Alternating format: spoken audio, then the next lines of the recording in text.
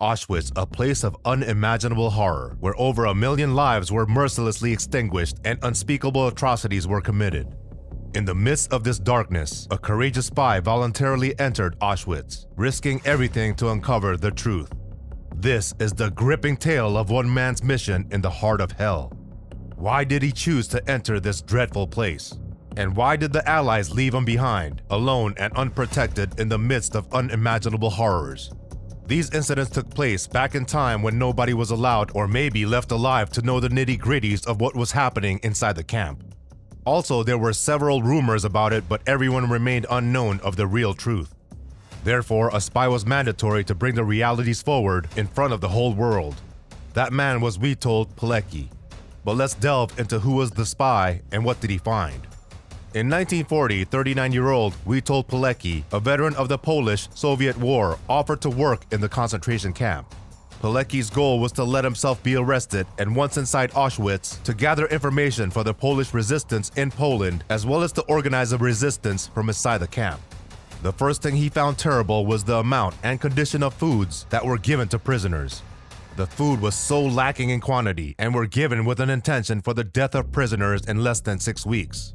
It was obvious that if someone survived more than 6 weeks, they were called thieves who stole food in order to survive a day or longer. Pilecki was driven by a strong mix of unwavering determination, patriotism, and a deep-seated desire to show how the Nazis were cruel. Infiltrating the concentration camp Auschwitz was a difficult job that required careful planning, courage, and a strong commitment to the cause. The spy got into the heart of darkness by using a mix of clever lies, fake documents, and a good cover story. Pilecki used the name Serafinsky when he was booked. He wasted no time after entering the facility in establishing a communication system among the convict population. His stated goal was to organize a military group within the camp to maintain morale, disseminate information about the outside world, provide for the basic needs of inmates, smuggle information about the camp out of the facility, and be ready to seize power by force if necessary. His group was part of the Polish resistance and went by the abbreviation ZOW, which was Union of Military Organizations. The ZOW placed a premium on maintaining its anonymity.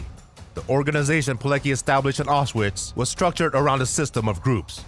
He placed people in various work units to gather intelligence on what was happening inside Auschwitz. The use of gas chambers and the toxic Zyklon B gas initially came to light in Pilecki's findings.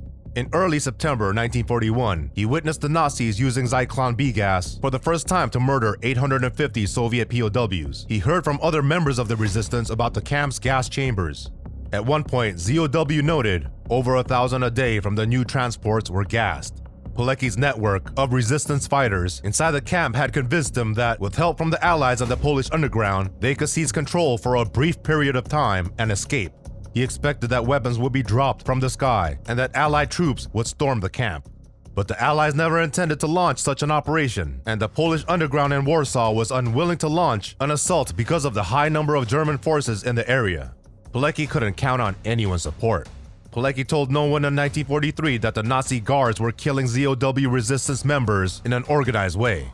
Then Pilecki planned his escape in early 1943. After achieving his goal of creating a resistance within the camp, he decided to wait for a Polish resistance attack to rise up from within.